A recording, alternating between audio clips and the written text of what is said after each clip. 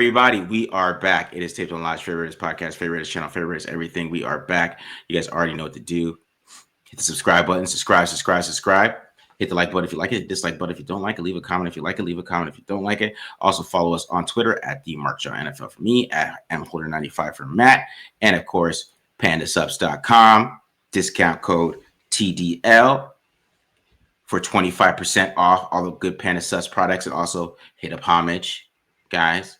Go ahead and do that. Hit up that homage, right? And get a shirt. Get you a shirt, right? Right? It's getting out there. The NFL is hating on us. So Dan Orlovsky tweet about that. Damn, they're not even let you post on Twitter, damn. God damn. Is that ESPN? Well, it's like ESPN. What is it? The NFL like owns part of ESPN now, right? Sue, got that new deal that they have coming up. So yeah, that's wild. It's got to be coaches just getting pissed off that people are calling out their shitty schemes and the shitty players. Yeah, 100% the coaches. Yeah, you don't know the scheme. All right, bro. Okay, whatever, dog. Because I'll never forget. The first time I ever got flagged, Matt, was 2022. It was 2020. It was, I think, yeah. It was when they played the Bears on the road. So it might have been 2023 when they played the Bears with Bobby Hoyer starting. That was the first time that was the first time I ever got flagged. Was because we were shitting on the defense and how they were playing, that whole game plan they had. First time ever. Weird stuff, right? Weird. Interesting. All right. Wonder who flagged me there. Wonder who made a call to the NFL. Said, hey, get this shit off the internet. That's awesome. All right. So here, guys, we're here today to do a film review versus the Colts. Of course, this is probably the hardest game for me to chart ever because I didn't even finish. It was hard, man. It was like 40-6. I was like, man, what am I charting here? Do I finish? So I'm probably going to finish it. The garbage time throws. I mean, I did all the film, but like charting it, I got to like play. I got to play 48, and I just stopped. I couldn't do it anymore. It was already like 40-3 at that point. I played. It was hard, man. I don't do the charting. Don't have the time to break that down all that much. But you're still a braver man for me because it was like my approach to this game was like, how can I watch this to get a grasp of what happened with watching it as little as possible, basically. Because I'm like, I'm not trying to see this shit. And it sounds like you pretty much took the same approach because this was a disaster. I tried. Like I wasn't I was like, you know what, I'm just gonna watch the film. I just put the film clips together, and he's like, you know what? I need to have the charts all year. Just maybe the offense get better. Just keep it going. That makes sense. Yeah, right. And then like it was just when it's 40-3, man. It's like, what am I charting? Yeah. Who is this for? This is just for me, Matt. At this point, this is for me. So I didn't know what I was like, you know what? If I was Pete Carroll, this would be a burn the tape game. Like we're not even gonna watch it because it is that bad. Oh, it was bad. And the thing is, like the defense, I knew was gonna have trouble stopping them. I knew it, right? Just the way they play offense and the way they play defense. I knew that was gonna happen. But it to me, like, is the offense not being able to keep up, and then the turnovers, it just ended up being really bad. So it's just ugly, man. Ugly performance. I mean, it's really not too much to talk about. But what were your thoughts on the defense, Matt? Yeah, I mean, the frustrating thing is like if you go back and look at it, like even look at like just the PFF grades, like the highest graded players were like the role players. Like that just kind of like goes to show like the highest graded player from PFF for the Raiders on defense was Darnay Holmes, who played 10 snaps. Second highest was Tyree Wilson, who actually thought had a decent game. We'll see a nice play from him later. Who played 22. Like just to put just putting things in perspective. Charles Snowden was third. Tonka Hemingway fourth. Yes, you get where I'm going. Like this was like a total failure. And honestly, one of my biggest takeaways was they got to stop playing Devin White, man. The problem is they just got thinner at linebacker this week.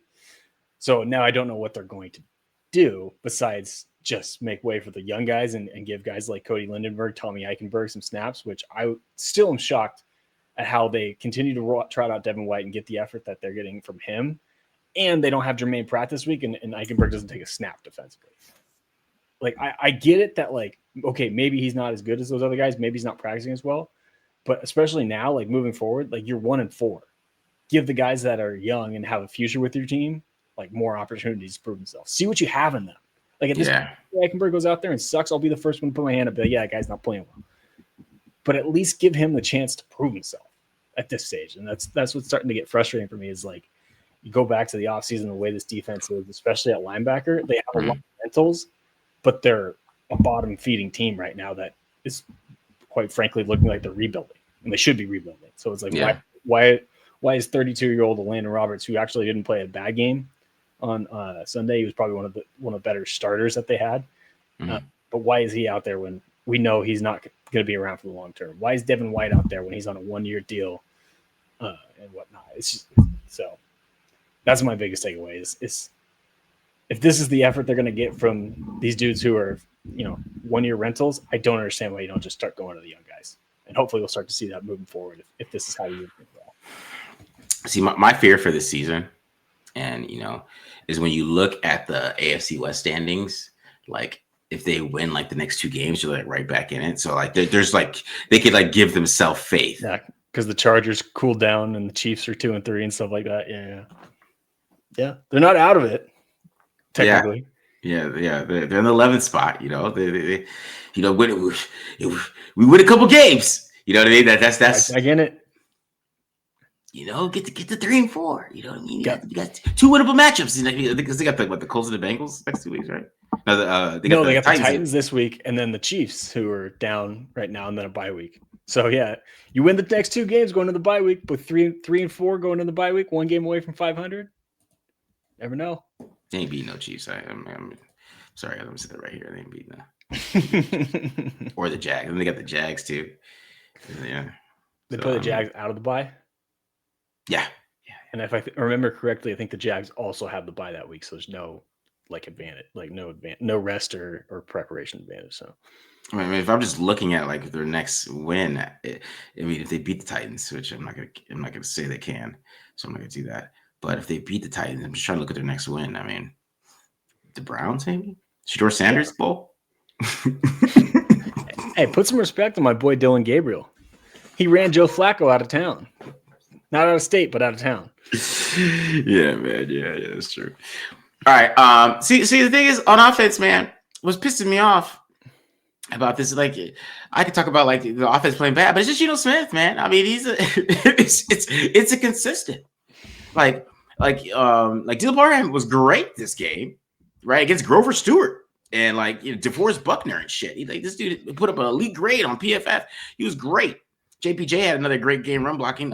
Buckner got him a couple times in pass protection. I looked at his grade. I mean, I could see why they got to that point because, I mean, Buckner was beating him immediately a couple times. But other than that, he was great. I mean, Meredith was the worst one, in my opinion. He was getting his ass kicked by Grover Stewart all the time, which is, which teams are starting to do now is they're putting their big ass guy right at him like as a 1 technique or a 0 technique, and they're just messing him up. And then Storm Forsythe wasn't awful. He wasn't good though, but he wasn't awful. And DJ Glaze played pretty well too. And then Jack Bech looked pretty good, man. And Trey Tucker looked good. I mean that Albert O dude, he looked pretty good. He looked all right. Ash Jetty looked really good. And then you get to the quarterback, and that's really the issue here. But and that's what's so frustrating to me about this offense. It's like I can get into all the semantics, and maybe Chip Kelly could do this. He probably should pass more. He probably should run the ball more in the red zone. But he can't force Geno Smith not to throw to Ian Thomas when he's wide open. I mean, that's Is it a bad play call? You know what I mean? If the guy's wide open, you know what I mean? Yeah. So that's the problem. But go ahead. That's the frustrating thing for me offensively is, look, when you're 1-4 and you're having all the struggles that you're having, everybody in the building shares some of the blame. And like you said, I think there's things that Chip Kelly can do better. But the biggest problem is the guy under center. And like to put it in perspective, I remember looking at this in PFF after the game. Geno's career high in picks was his rookie year when he had 21. He had 8 through 5 games. He's at 9 right now. The biggest difference between that, his rookie year, is he had a 5 point something big time throw rate. He's at 2.8 right now this year for the Raiders. So like you're getting literally the worst version of Geno Smith that he's played on his career because he's on pace to set a career high in picks, and you're not getting like any or very minimal of the high end throws that he like made him great that like made you look past like the flaws that we saw in the offseason. Because that's the frustrating thing is like obviously we're taking heat and a lot of other people are taking heat too that back Geno all offseason. It's like, yes, we knew there was these flaws and like that's rearing its head. We just all thought there would be a little bit of like the high end that he would kind of like bring up to kind of like mask that a little bit when it's just literally he is having not only the worst season of it or not only turning the ball over at the worst rate he has in his entire career, but he's also not making the other plays to make up for it. You know what I mean? Like that's the frustrating thing for me with Geno is like, yeah, I knew that he wasn't like, I knew all his flaws were there. It's just I thought some of his strengths, at least a couple of his strengths, would show up a little bit more often than they have, and they haven't. Yeah, because it's just about him being inaccurate too. That's what's pissing me off. Like he's just inaccurate as hell. This game. Because I'm going over the red zone offense, and Matt's doing red zone defense, and I'm doing Jack Bech, and Matt's doing Kyu Kelly getting tore up by Ashton Doolin. So yeah, that's the episode today, guys. Hope you guys leave frustrated because you probably are. I'm not gonna lie to you if you're watching this. Yeah. So, all right, but let's get into the defense, man. Let's start with some defense. All right. So, big reason why I wanted to do the red zone defense is partially mainly because the Colts went 6 for 6 and getting touchdowns, and in the past this has been a strength like for most of the season for the Raiders. So, I kind of wanted to show where it just kind of broke down. And to be honest with you, I wish I had a better breakdown for this first play, but I just like watch Jeremy Chin. Like, does he look like he's ready to play football? No. I mean, we talk about Ashton Genty's stance being upright. It's a little bit different when you're defensive back and your legs are pretty much locked. And like just a simple out route, he just doesn't drive on it. Like I get he's protecting the middle of the field, but like, can we bend our knees a little bit, get in an athletic position, getting the balls on our feet? Like the difference between him and like Kyu Kelly, who didn't have a good game, but hey, at least Kyu Kelly's out there trying. Like I hate to question a guy's effort, but I kind of have to question Jeremy Chin's effort. This is the first touchdown of the game. Like I don't have much words. Yeah, you don't. There's nothing. There's not a lot of words to have here, man. He just gets beat. Because I don't understand why he's playing outside leverage here too. Like inside leverage, I mean, when clearly he's like, what route does he think he's gonna run here? Like he's just giving it to him. Just easy, like taking candy from a baby. All right, let's see which one's. Oh, this next one. This is what frustrates me with Devin White, because this is a great rep for the majority of it. Like that is great coverage on the wheel route, right up until the 5-yard line. Like he has good hands on him, and he's in a great position. All he has to do right now, turn his head and find the ball, and at least just try to make a play on a ball. But it's almost like he catches himself by surprise with how well he's playing, and he just locks on to Jonathan Taylor here, and ends up drawing the PI call. Like at some point, just take your hands off of him and then just go play the ball. Like that was not a good decision by Daniel Jones. That was not open, and he just bailed him out. Like this is a tough assignment too, because basically what it is, it's man coverage and he's the edge. So he's going to rush until he sees the running back release on a route, and then he's going to have the peel. So it's not an easy play to make, and he does 90% of it perfectly. Yeah, because I don't know why he didn't turn around immediately. Like as soon as he got like right where you're at, I feel like he should have turned around. Like there's no point in you're not trailing. You're in perfect position. There's no reason for you to do this. Yeah, and just grabs onto him. Calls flag. And then this is 3 plays later. This would be their second touchdown. Now, my big issue with this is obviously you'll see Darian Porter taking on Quentin Nelson, which I'll give you one guess as to who that matchup favors. My problem is the Colts come out in 13 personnel, so they have one wide receiver in the game, Michael Pittman, and they bring an extra offensive lineman in at the other tight end spot. So it's a jumbo set. Why do we need to have 4 defensive backs on the field? Right? Like, why can't we put Tommy Eichenberg in the game or even Jamal Adams? Like, why aren't we matching personnel? And then on top of it, like you'll see how he gets. I'll show you guys how Porter end up getting one-on-one with Quentin Nelson. Basically, what you're going to see is Max Crosby, who definitely didn't have his best game, is going to try and swim move this extra tackle who's playing tight end, and he just kind of catches him. The Colts were ready for this. They watched tape last week and very clearly were like coaching him up. I mean, I know some people might scream for holding, but when Max is going to try and go for a move, and on top of it, the lineman resets his hands there, you're not going to get that call. Yeah.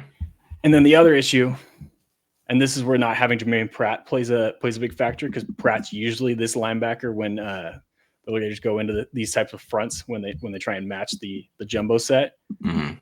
But Devin White gets pushed inside by the two tight ends, and as you can see, that ends up picking Isaiah Palomau, who the other tight end has a pretty easy block on him. And again, it's one-on-one with our rookie corner against a 7-time Pro Bowler.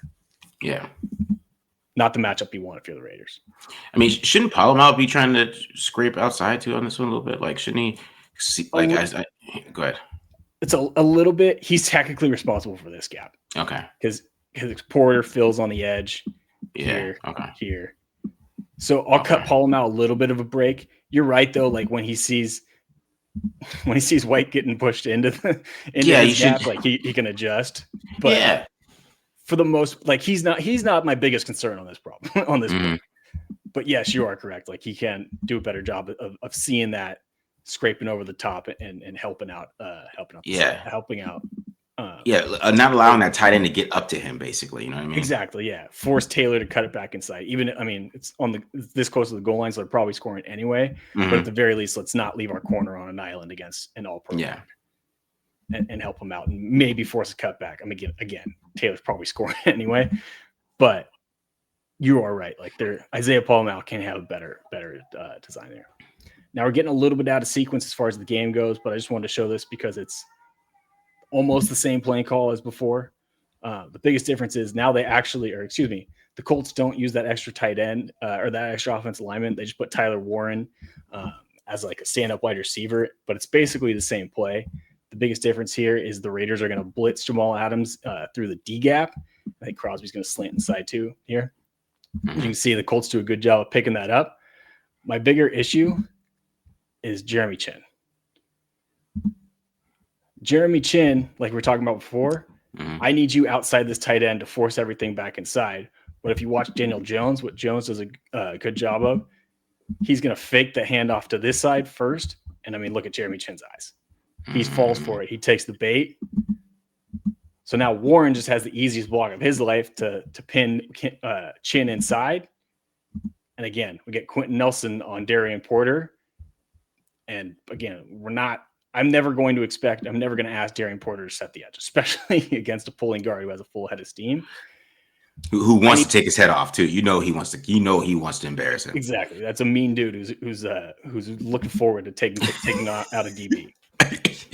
But if I have my tight end or if I have my safety on the other side of this tight end and then Roberts crashing in like he does, this play goes for 1 or 2 yards.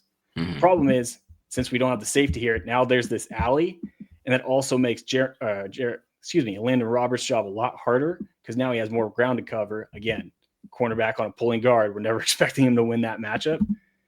And Taylor can just outrun Roberts to the sideline. And on top of it, Roberts misses the tackle. But again, it's not as far as missed tackles go. I'm okay with that. And the only thing that saves it is Devin White making a play, hustle play down the field. So there you go. Props to Devin White. They scored like 2 plays later. So this next one, I think we're getting a little 2-for-1 here in coverage, back-to-back plays. This is what frustrates me, and this is where I think you can get on Graham a little bit. The reason why I have these guys highlighted isn't necessarily because they're responsible for the play, but like what you're going to see is the Raiders are going to go to cut quarters, and since we have 2 receivers on this side, the passing strength is to the left. Also, that's where the open field is. So what you're going to see is Roberts in this cover 4 look. He's going to drift towards the middle of the field, which he's right in. Like, right, we want to make sure we take care of the receivers before we worry about the tight end on this side. The problem is this is 3rd and 6. See if I can back this up to get the sticks in there. Either way, you get an idea of where they are. First down marker is, I believe, the 5-yard line. And Jeremy Chin is protecting the goal line. But the Raiders can get off the field here. The problem is when my safety gives them 5 yards of cushion and my linebacker is so wide, this short curl route is wide ass open for a first down. and it's just a pitch and catch. Yeah. Now whereas I get where Jeremy Chin's thinking or what they're trying to do is like, hey, let's prevent the touchdown. But this is a situation where you can get off the field. You park yourself here at the 2, at the 3. You can still get back if they run vertical. Instead, you just give up the first down. So I don't know if Chin's freelancing and just doing this on his own. My only thing that like makes me think it might be a coaching thing is like if you watch Polamalu, he also kind of retreats post snap too. So maybe that's what they were trying. They were just trying to prevent the touchdown. But this is a situation where to me, you got to be more aggressive and get off the field. Yeah. Because on top of it too, here's 2 plays later.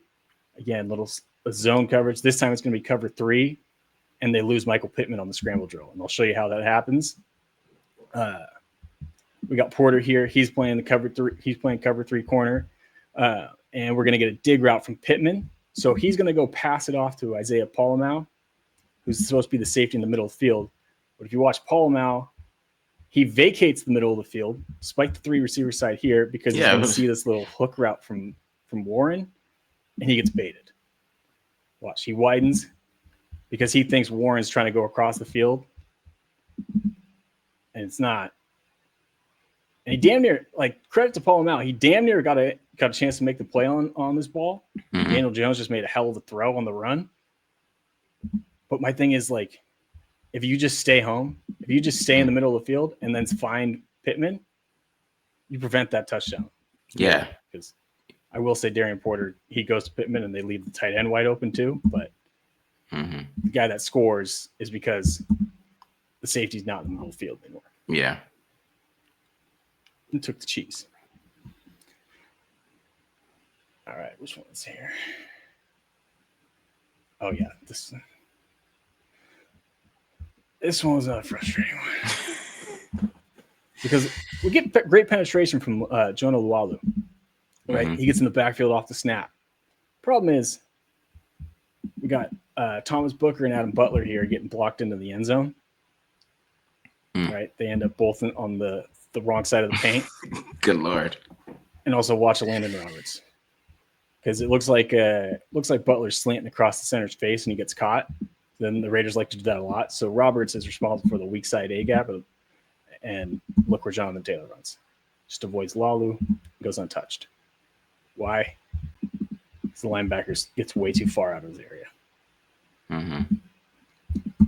This is where I'm talking about. It's just frustrating, not good assignment football. Not ready to play, man. Why are they like this on the road? I got some questions. They're not like this at home. Yeah, it's weird. It's weird. Very weird. Another one I got questions about on the alignment.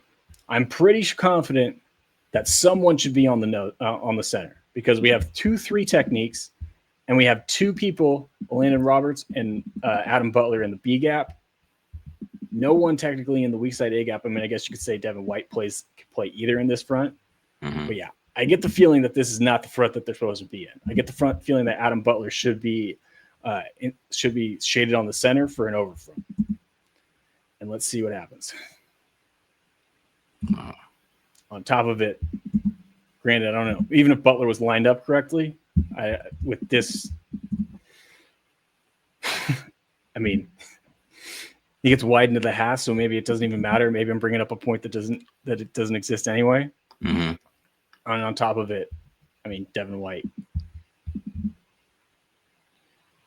pushed in the end zone. The only thing that saves this play is a great effort from Tyree Wilson to beat Warren across Warren's face and go make the tackle. Even so, Amir Abdullah still gets 4 yards. Yeah, Devin White wanted no business with 71. He did not. You got your linebacker moving backward. Oh man, it's getting worse than this, Matt. It gets worse.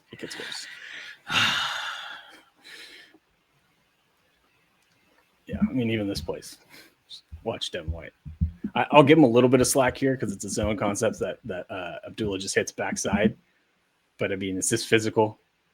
Like we're working around the block in the end zone. Yeah. But the bigger issue here on this one is I think that's Lalu this time. You might notice I'm going to praise a guy and then rip him on the next play because that's just how the game went. Lalu gets his ass kicked by the double team all the way into the end zone. This is what I'm talking about with Crosby earlier, where he just tries to time up the snap like he was doing last week. Warren just does a great job of basically just catching him and then just kind of riding him inside. And because of that, Chin has way too much room to cover.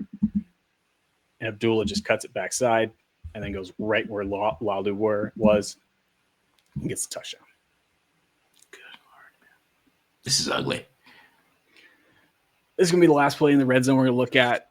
And I'm going to be honest. This is where I was like, this is late in the third quarter. Like, it's already like, I don't know, what was it, 32-3 or something like that. Yeah. This to me was that the defense just giving up. Because, first of all, right, the Colts are going to come out in this unbalanced look out of 12 personnel, and then they're going to motion Warren across the formation to give it a balanced look. The problem is Devin White starts to move, but then he just goes right back to where he was. So no one on the second level slides over. So what happens? This B gap is wide open, right? Instead of having White bump over and he can play in here, Roberts bump over and he can play in here, and then you can either have Jamal Adams bump over and play the C gap, or Crosby play inside and take the C gap, and then you have your alley filler, and I think that's Paul Mlau back there, and then on this side too, you have your alley filler in Jeremy Chinn, but they don't move. And then on top of it, you mean to tell me that's the best effort you can give me, Devin White? Yeah, I remember this play. I was like, oh yeah, like they're done. Yeah, and then I missed pointing it out earlier, but like Orlando Roberts had one of his classic blow up the offensive lineman type of plays on the last play. Mm-hmm. Does that look like the physical Orlando Roberts we watched in the offseason? No. Yeah. Gets sealed here by Lalu gets sealed here by Quentin Nelson. This can be a full block where the guard's going to block down on him. The center pulls around. Ideally, Lalu picks up on that and crosses the guard's face, because basically what the offensive line is doing is they're doing their version of gap exchanging, where these two guys are just going to flip responsibilities. But again, nothing there. Might help too if White is lined up in the B gap and then Roberts is sliding over, or Roberts has already slid over, so he can just beat this guard across the face and make the tackle. But again, at this point, it was a moot point. Mm-hmm. But moving on to Kyu Kelly, who started the year hot, but has had a tough go of it in the last 3 weeks. One of the biggest things that's happening is he's struggling in cover 3. Excuse me. Like, I pointed this out even when I was like praising him in the preseason in the beginning of the year. Mm-hmm. His just ability to get in and out of his breaks and drive on routes just isn't there. And you get it in cover 3, you're going to give up a lot of curls, especially when you have especially when Pratt is going to follow the flat route here on the Hank concept. So you have no help in the middle of or underneath. But his issue is also that he just can't get out of breaks and constantly stumbles. Like, we'll see it a handful of times here. These first, like, I think 3 or 4 clips are basically just him playing cover 3, getting beat by curls. And it's the same thing every time. This next one's actually a pretty good route from McLaurin. I'll give Kyu a little bit of slack here, but like you can see, like McLaurin does a good job of pushing vertical and then just hitting the brakes right at the 50, coming back to the ball too. But like, just watch. This is Kyu's biggest problem. Stumble. Yeah, the transition's been ugly. Yeah, like he just can't. He doesn't have that short area quickness and that ability to stop to be able to drive on the route and potentially make a play on the ball, which is the only way you're going to be able to stop curls in cover 3. Yeah.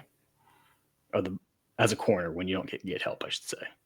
The other way is to get some help from the linebackers. Same thing on this one. This one I'll cut him a little bit more slack on. It's 3rd and 22, or 2nd and 22, excuse me. So we do want to prevent, like, not a huge gain like this, but I understand where he's thinking, but still it's the same thing. I mean, DJ Moore hits the brakes. He takes 2 steps to get out of his break. And he rounds it off too. Yeah, exactly. Trust me, there will be a worse one coming up. Yeah, I mean, this one's not a curl, and this one actually ends up getting incomplete. It's actually cover 4 on this time, but like, same kind of thing. Like, you see just his ability to turn. Yeah, it's just not good. It's not good. And that's been his biggest flaw. Kind of what's going on. Teams are starting to attack that. They're not just kind of running go routes and stuff like that at him anymore. They're just running curls and making him trying to cut. This is what I was talking about with the rounded turns. Again, This time it looks like he's impressed man, ready to run some cover one. So I understand that he's playing with outside leverage. Let's force him into the safety help. But right here, like this wide receiver starts to pull up at the 45. Like you see his shoulders start to rise even a little bit before that. So that's a first indication that he's going to be breaking on the route soon. On top of it, he kind of rounds this cut. Like this isn't that great of a route from him. No, it's not. It's not. Yeah. But the problem is Kelly can't make the turn and he stumbles anyway.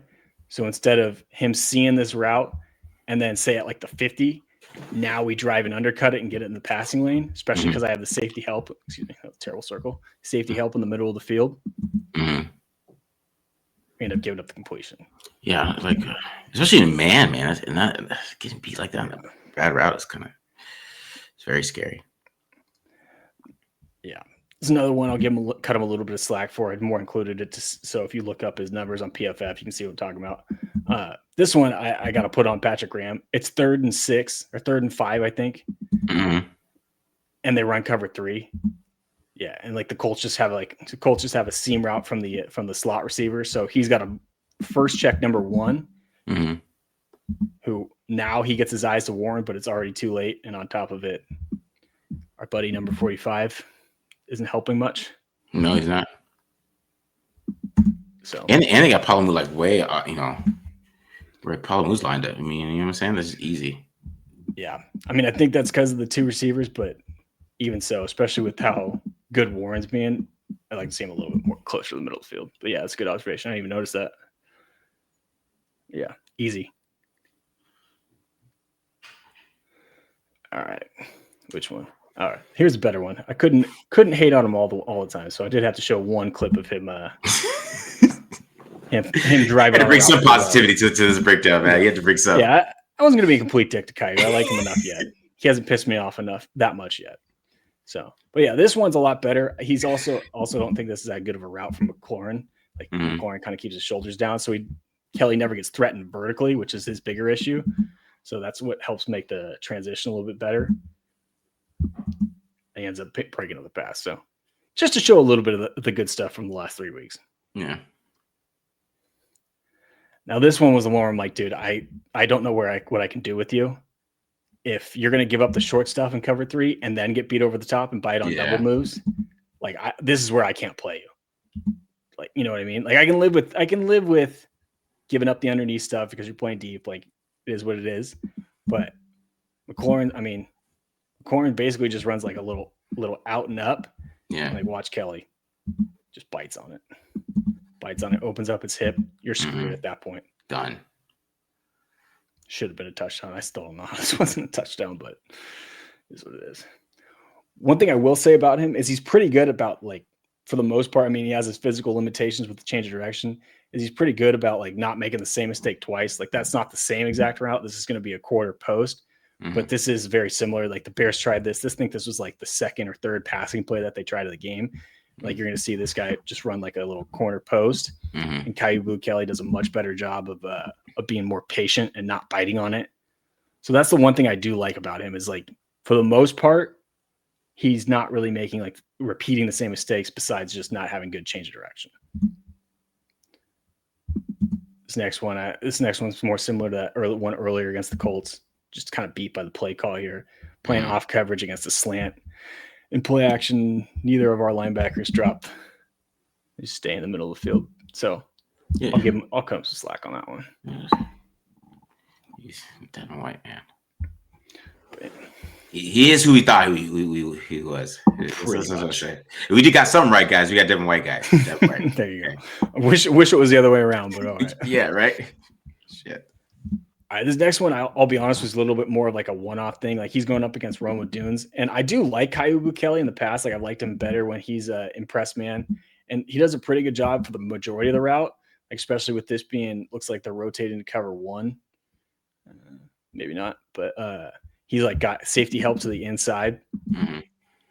The problem is at the top of the route, he starts to lose his outside leverage, and then O'Dunes just kind of out muscles him at the top of the route, and he ends up getting beat. Yeah. Again, more of an isolated incident, but like if we're going to be physical, we got to be able to hold up at the top of the route too. Yeah. But again, that was just kind of a one-off thing.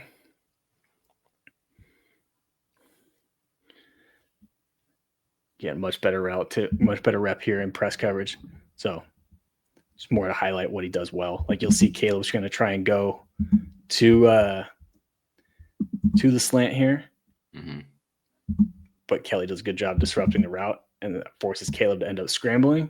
This is actually a third down stop for the Raiders. They ended up forcing a punt. All right, which one's here? Oh, this is the other problem. Let me see if I have him. So he's missed 3 tackles on the entire year. I will say this is the last one he's had, or the only one he's had in the last 3 weeks. But this is like more. Part of the reason why I want to include this for people is this is 3rd and 12. So the Raiders run like a soft zone here. They run the cover 3, and I know people don't like it when Patrick Graham calls that. But this is kind of what I was talking about in the instant reaction. Where yes, I understand you don't like the soft zone. But this is exactly what you're looking for. Yeah. Right? You force the check down. So the safety's going to be able. The safety should be able to make the tackle. Tristan McCollum here. He misses. Kyu Kelly, he's in a spot to be able to make this tackle too, but he misses as well, and they end up picking the first down on check down. That was a terrible angle to me too. Like, yeah. I mean, so again, that just goes into the frustration with how Sunday went. No matter what the Raiders did, it was wrong. This is the other one where I'm like, dude, I can't have you get beat over the top if you're going to give up that much so underneath in cover 3. Or excuse, I think this one's man, actually. No, it's cover 3. Ashton Doolin, too, man. That's what's pissing me off watching this way. Ashton Doolin, really, bro. Yeah. Right, and there's 2 things going on in this one, too. Like, one, he lets Doolin get into his blind spot right here. Mm-hmm. Like, right now, like, he can't see him. And so I think he panics, and he thinks he probably thinks the curl's coming. So he kind of, like, stops his feet, and he just gets beat. The other thing that was at play, and I'm not 100% sure on this one, so don't take this as a quote or anything, is I think this is a similar issue to what we saw in that week 2 game against the Chargers where they scored that long touchdown on him. Because to me, it looks like his eyes are kind of inside right about where that hesitation goes. Like you see, like he's kind of looking, and I think he might see this like out route from I think that's Warren. It's one of the tight ends either way. So I think part of me was wondering, like, is that what he's seeing too? And like he's just kind of hesitate and like had a brain fart or something like that. Maybe think he was going to get a post that he could pass off and be able to help. I believe that's Roberts in coverage against Warren. That's not an excuse either way. Kyu Kelly's wrong, but I was just trying to figure out what that was, and I'm not 100% sure. I think it's probably more that he just lets him in his blind spot. But knowing that other play happened where he just got caught with bad zone eyes is kind of what led me to believe that. But yeah. That's just my frustration with him. Like I said, man, like the Raiders are going to play cover 3. That's what Pete Carroll's going to do. I know people want them to run a lot more man coverage. I saw a stat today that the Raiders have like the lowest or the worst success rate when they drop back in man the few times that they've done it, and they have the second worst EPA allowed, just to kind of paint the picture for you. So that's where I get worried with Kyu Kelly is like he's not playing well in cover 3. And he is like, I do think he's best in press man, but that's not fitting with what the rest of the defense does. And I don't think they have the talent in the secondary to be able to run man consistently. So that's where I get a little bit worried of like, this guy might end up getting benched because right now he can't do what Pete Carroll wants him to do most, which is take away the deep third. Because again, getting beat on the short stuff and getting beat on the deep stuff too. So can't have that. So I don't know what's going to happen with him. I'm rooting for him because I do like his game, and I think given the right system, he can be a decent player. But if this is the scheme they're going to run, he might not be the guy. And it might be time to give Darian Porter and maybe even to Cameron Richardson some more snaps. And we've seen Porter take more snaps in the last 2 weeks. So wouldn't surprise me if Eric Stokes is healthy, Kyu Kelly gets sent to the bench. Yeah, I would. I mean, he should. Watch that. He should. I mean, it's really. I just so honest. Because the thing is, like, we talked about these linebackers before the season too, and people were like, "Devin White," you guys sound like us with Geno Smith, and see, we're both wrong. Then what? He had 8 sacks. What was it? 2021. I will say Devin White had a hell of a playoff run with the Bucks. When was that? Was that 2020 or 2021? 2020, yeah. Yeah, when they won the Super Bowl. That was he was damn impressive in then. But yeah, and again, he's good in weeks 1 and 2, but at this point, get him out. You gotta go. You gotta go. All right, let's get to this offense, man. All right, let's do this. So, start off the red zone. So, I just want to start off with the only red zone run. Okay, which went for 5 yards. This is the only red zone run they did all game, which is hilarious. I thought, like, come on, guys. So, if you want to get on chip about something, it's just that. So, just start off with these red zone plays. I was about to do the garbage time red zone plays, but I was like, you know what, I'm gonna do Jack Bech instead. So, what I really like about this one, I like this one because what we're getting here, right? Basically, getting some some inside zone, basically, right? And they kind of, and what Kyu Kelly designs this as, like, he makes it look like Genty's running outside zone here, right? Mm-hmm. Yeah. But it ends up being inside zone. It might be duo though, because he's going strong side here. No, side end. So no, okay. Yeah. So what I like about this one, right, is that the little hesitation move he does here too, if you could watch it, really slow, which kind of slows down Grover Stewart, because they're trying to get, not Grover Stewart, that's DeForest Buckner. So when they get this combo block here, right, and then JPJ is going to come up to 58 here, right? He's trying to help. He's trying to keep helping, DeForest Buckner, but Buckner, he's just winning because, Glaze, he's not really able to fully reach him here. He's kind of losing, but what you'll see from Genty is just like a little hesitation, right? Just makes Buckner just hesitate a little bit, and then he's able to sneak through there and get a first down. It's like really subtle. You just got to really catch really quick. But this is a great run. And then they just say, they're like, no, you know what? In the red zone, we're never running again. They should have ran the ball again the next damn play on this one. That's what pissed me off. Because look where they're at. Yeah, I was going to say, how did they not run the ball from the 4 or the 3? Yeah, look where they're at. And to be honest, the weakest players on this defense are the linebackers, right? So I feel like the way they were blocking on that drive, they should have kept running the ball. But to be fair to Kyu Kelly, this is open, so I'm gonna let it run.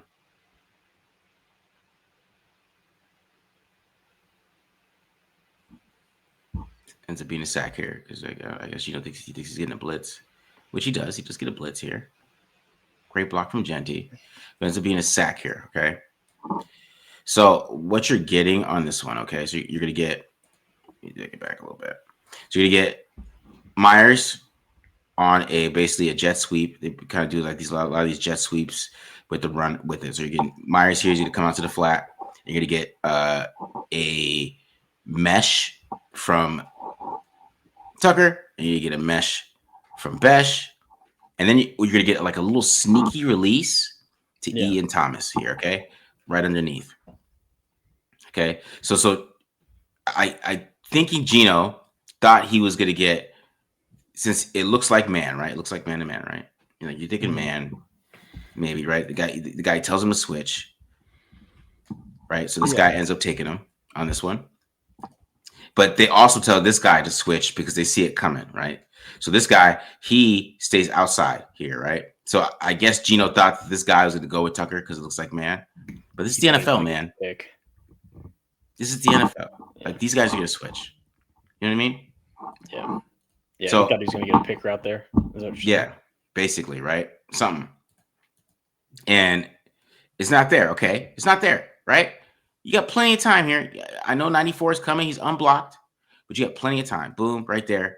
Like, it's there. There it is. Yep. It's right there. And he just like stares at it. Like, I just don't know. Like, he's even looking at it. That's what bothers me. Like, he's looking at it. I don't know what he's waiting on. He's wide open. He's open. You can throw this while getting hit. Just flick your wrist at it. Really. Yeah, you're just gonna toss it to him. And even if then he still catches, he's at the 1 yard line. Even no matter what, it's better than getting sacked and going all the way back here, and you got to do a screen and you get 3 points, right? Like, you just got to throw this ball, man. You got to see this. You got to see this open. Like, I just don't understand. Like, because to me, this is like kind of the play design. Yeah. Right? Yeah, Okay. and using like the tight end block to help get him open, basically. Let's forget about him. Yeah. And maybe he's worried about him like holding his face mask. Like, I don't care. Throw a nice little toss to him. I don't care, man. Throw it. But you see what Gino does right here? He like tries to break the tackle. Or like embrace it for it. Like, it's bad, man. Like, throw the ball, bro. Like, if anything, there's nobody around him. You can't throw a pick here or anything like that. Just throw it to him. Yeah. I'm scared of the goddamn ball. And you watch your backside here.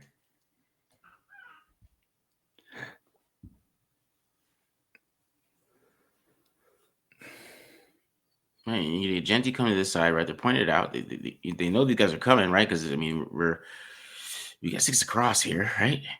The guy stumbles a little bit. Genty has a good initial block. Because I mean, that's what you like, right? It's a great block by Genty initially, right? Yeah. There's really nothing else you can really do here. You got to throw this ball, bro.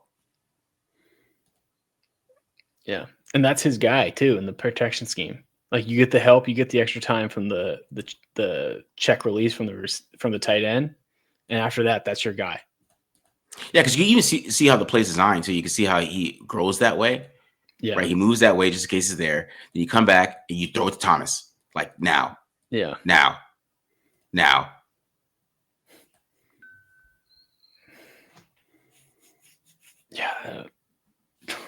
And then we have to end it with this. They do a screen. It's actually a nice run by Genty. It is. That's why I showed this. I was like, that's why I showed this, because it's actually a nice play. Nice little run. Like, look at that. Nice block by Blaze. Yeah. Nice block by Bech too. That was blocked up pretty well. That was actually a pretty damn good screen. It just doesn't work when you got to get 15 yards. You know what I mean? Yeah, and Jack Bush had another good block on our run too. Like, I don't know why they're not playing him, but we were talking about that too. But yeah, good blocks outside there. Yeah, you end up getting right back to the 5 where you were at before. Oh man, ugly stuff. You can see from this side here.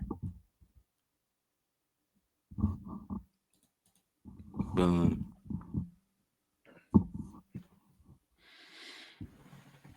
Ugly stuff. All right.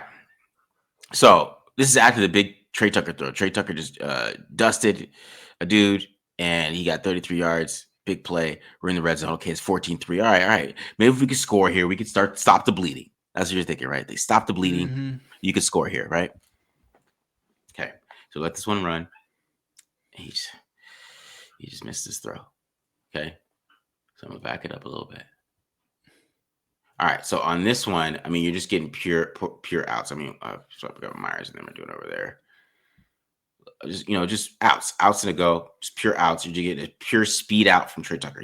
Trey Tucker runs a good route here, in my opinion. Okay, so get playing time, get a little play action. Trey Tucker does a good job just getting right into that speed out. He's right there. Now, with a good throw, you can see the separation. With the good throw, this guy has to tackle Trey Tucker. So if Trey Tucker breaks his tackle, he scores. If he doesn't, they're on the 5. Yeah. Regardless. And to me, he even has enough separation. If this is a good throw, that maybe he could turn this upfield. Yeah. Just a little bit, right? Maybe he could turn it upfield. Yeah. Yeah, I mean, I don't know if he necessarily scores, but you're right. Like, it's 2nd and 2, 2nd and 3. And then you can run the ball. You know what I mean? Let's say, and this guy has to make that tackle too. You know what I mean? So if he misses the tackle, he scores. If he doesn't, then they're on the 4 or the 3. Who knows what happens here, right? But he just completely missed him. And there's no pressure here. It's just, we can maybe look at this mechanically, but it's just because he doesn't really step into this throw either. You can see it. Yeah. Opens his hips and everything. Yeah.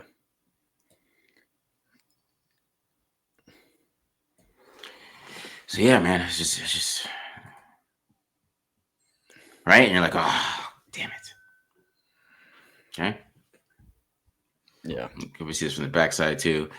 Like I said, I mean, he got rid of this ball so quick it didn't matter what the pass rush really did. I mean, you get the play action, which held these linebackers who were coming, holds Nick Cross just enough. right? Yeah. You just missed him completely.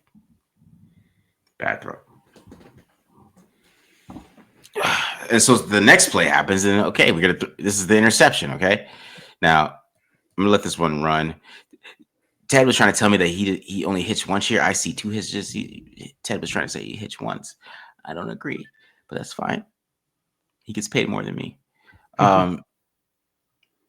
Okay, so this kind of leads into Jack Bech. Just kind of start the Jack Bech breakdown because he runs a great route here. He's up at the top here, right? And that's where Gino wants to go. Okay, Gino wants to go there, right? So you see basically what the concept is. I'll talk about the concept a little bit. It's basically like you're kind of getting like a return route here because you're getting quarters. So you get a return route against this safety here, and you get a dig over top of it. Okay, so this is where Gino wants to go with this football pre-snap because he knows this guy pre-snap. He knows that Myers is going to take this guy out of the picture. He knows it, right? Because the guy has to go there. Now, okay, so stop it here. We get here, okay? This guy's obviously playing him, right? He's obviously playing him. His eyes are on him. His eyes are not on Gino. Like, you can make the case that maybe if Gino throws it now, that maybe this guy can see that and get behind it. I kind of disagree, but that's fine. Now, my problem is, okay, so you hitch up once. You see this guy. He is all over Jacoby Myers. Jacoby Myers is going to break outside. You hitch up once, boom, right here. See, if he hitched up and threw this ball, this is what I'm talking about, the double hitch thing. Because, boom, if he just throw, hitch up, throw, and you see, Bech is starting to break open here, and you could throw it high to the back of the end zone. He's a tall dude, great hands. He's probably going to catch it, right? And it's that extra small hitch allows Grover Stewart to get over, okay? This is what I'm talking about. It's such playing quarterback in the NFL is just game of inches sometimes because you go step up, boom, throw. It's not blocked. Yeah. One more hitch, it's tipped and it's picked. To be honest with you, I'm not even confident he makes it. Like with how I don't know, it's hard to tell from this angle, but is that trajectory going to be high enough to even get it over that safety? Let's see. Like maybe it's a moot point, but maybe. Yeah, if he throws a high in the back of the end zone. Yeah, like what I'm saying is like, is he even going to get it there with how low it is? Yeah, I don't know. You're right too. It was how low he threw this ball. Because you're right. Because even if, to be honest, like it is kind of weird that he got this ball tipped. Yeah. Because he's throwing a 20-yard throw. It's not like he's throwing like an underneath throw. You know what I mean? Yeah. Like, so was he trying to like throw it like on a line to him? Like you got to throw this ball high in the back of the end zone. Yeah. Like at the crossbar. Mm-hmm. Because you even see where Jack Bech is at. Jack Bech is not on a like straight up line. Like you want to throw this ball high in the back of the end zone. So it is weird. It is weird he got that ball tipped. I mean, I never seen a 20-yard pass get tipped. So yeah. But yeah. You can see it better from this side. Yeah, it's frustrating as hell. You see it better from this side here, right? I mean, boom, and it's just this extra. It's just okay. It's right there, right? Throw. Mm-hmm. Because even with, these guys aren't looking. Like the ball's in the air. These guys are going to notice the ball's in the air. This guy's trying to follow Myers, and these guys are double teaming the tight end. Like it's right there. You step up and throw. But then one more hitch, and then Grover Stewart's over here. And then Grover Stewart knocks the ball down. Because even you think about this too, when he takes that extra hitch, because you see 55, they're double teaming, right? He takes that extra hitch, 55 is able to get off him anyway. So maybe this guy does get over here and pick, but I still think if he throws a high, it doesn't matter. Right? And maybe maybe he's thinking he doesn't have to throw it high, Matt. Because maybe. Right? Yeah. But that extra hitch, man. That's all it took. And then he knocked the ball down.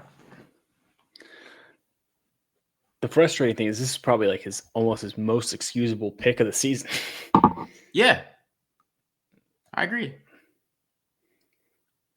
You can't get a better pocket than this, man. Look at this pocket. This is great. I mean, Parham gets beat here by Buckner, but Forsythe helps him, right? Yeah, he's even like pointing at him. I don't know. Oh yeah, no. Parham's pointing because this is offsides. I forgot this is offsides. That's why. He's pointing. That's right. Right, yeah, because he's clearly offsides.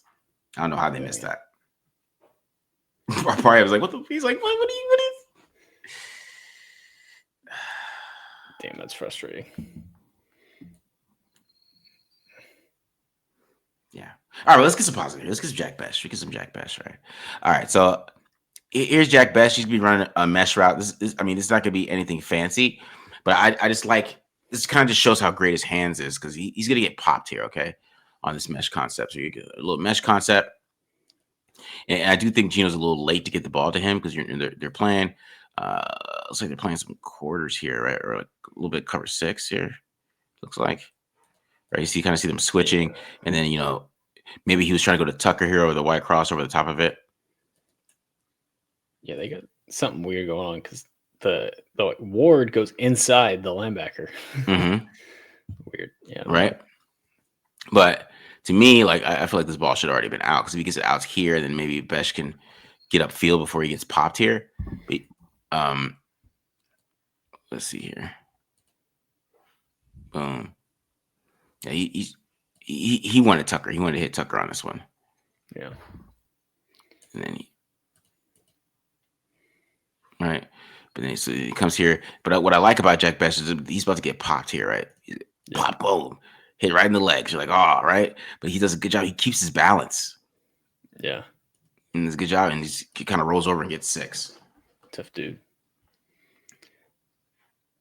I like to throttle a little bit in that window. Mm-hmm. Didn't run himself into coverage. Yeah, he's got to play more snaps, man. You can really see how good he is. You're gonna see it on this next one. But I'm saying, just catch this ball, get popped like that, find a way to keep your balance, stay upfield, get that first down. All right, so here is Bech again here at the bottom here. Now I'll let this one run. So he has cover 5 here, right? So I mean, the guy's gonna be in the trail technique because it's cover 5. Which is cover 2 man if you play Madden. Yeah. So you just help the fans out. That's how I refer to it. Yeah, cover 2 man. Someone says cover 5, I always get tripped up for a second. What are you talking about? Cover 2 man if you play Madden. So you play a man underneath with the 2 high safeties, and the corners usually play trail technique, right? So you're getting trail technique on a comeback. Okay, so that's what I want to talk about. That's why I think this is a better route than people give him credit for. Because you see the guys behind him, right? I mean, he shouldn't be able to get a corner comeback here, in my opinion. But what I like is how he doesn't round it off too much, right? And he finds a way to get in front of 29 here. So you see it. See here, kind of just do that, and then he finds a way to get in front of him, and then he fights back to the football, gets late separation there, and it makes a great catch there, low.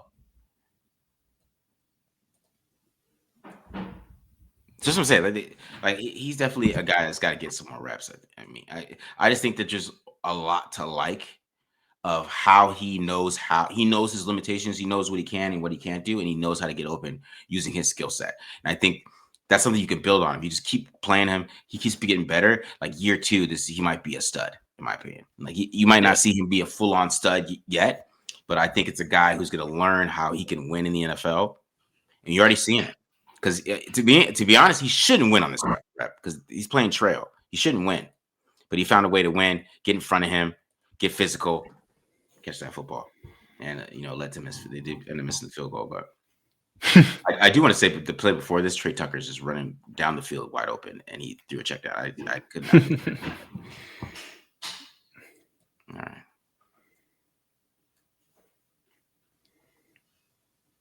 You see this great catch right there underneath in traffic. It's awesome catch.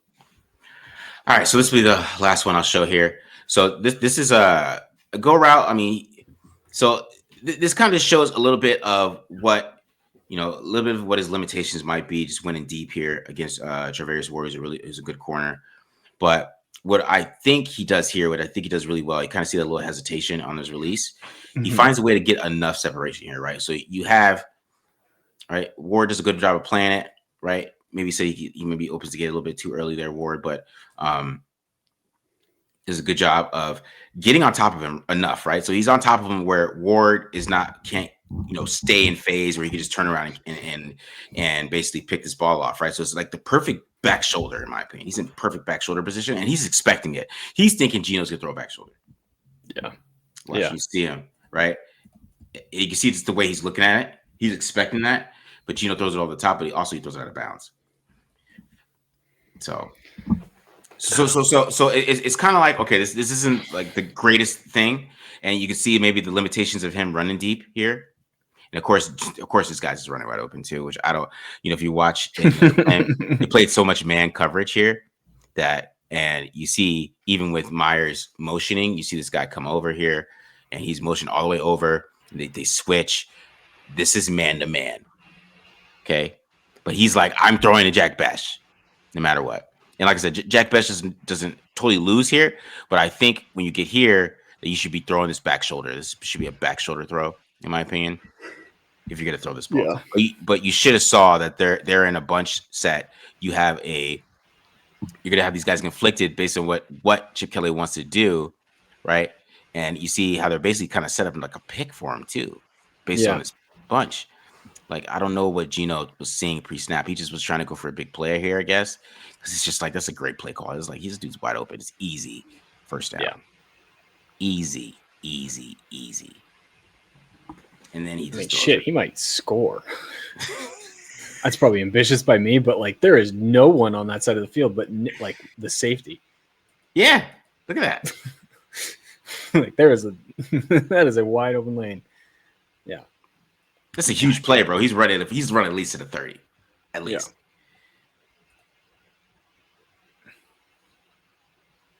Who is that receiver? Who did you say that was? Albert O. Oh, okay. I'm not gonna try to say his last name. He's Albert O. No, you're good. You're good. You actually didn't play that bad, man. I was like, hey, man, he's not that bad at tight end, man. If you did, Ian Thomas, he's a little annoying to me. So, but he's nobody around him. But like, this is pre-snap. This is pre-snap Geno. This is predetermined throw. I got this coverage. I got man. I'm going deep. To me, and go ahead. What I don't even get is that's not even a good pre-snap matchup. You have Charvarius Ward, who's a pretty damn good corner, on a rookie. Like, what about that says throw it there? Yeah, it's like him throwing to Myers or Derwin James in the middle of the field. Yeah. And the play concept is this play's obviously set up for him, for the tight end. Yeah. I mean, that's what he's looking. I mean, right, and usually, because I mean, to be honest, they're doing a lot of more Patriot stuff. I'm not saying that. I don't know what that's about, but it is what it is. So this is an alert over here. Yeah.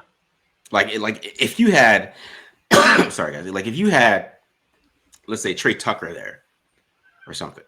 But even on Ward, I don't like that matchup with Tucker and Ward because Ward's so long. But like this got to be like Gronk, it's got to be something like if you're Tom Brady, I'm just saying Tom Brady running this with this alert, it had to be like somebody that he knew was gonna win here. Mm-hmm. But you're getting man, like you gotta go here, man. But I still think if he throws it back shoulder, Bech catches his ball. And it's and we were like, oh, what a great route by Bech. It was just more that he just made the wrong decision here, and he threw it out of bounds. Made the wrong decision and was inaccurate. Exactly, Matt. Exactly. So yeah, that was the offense. I mean, like I said, it's mostly Geno Smith. I can't. I mean, even when you're trying to hype up Jack Bech, he turns into Geno Smith slander. Like I can't escape it. It's unescapable, bro. At this point, man. And it's hard to express that to people. Like, and I see people just all over the place on Twitter just talking about this rebuilding. I'm like, man, I just feel like when I watch this offense, this is just offense. I know defense, they got to do a lot of rebuilding, to be honest, because they got a bunch of old guys, 1 year deal. Defense is like where the rebuild really needs to be, in my opinion. I think on offense, the only thing they really need on offense is a quarterback. I feel like if they get a quarterback that doesn't turn the ball over. I think they fill in the defensive parts, and they get in a guy that Ashton Genty looks great. I think they're run blocking really well.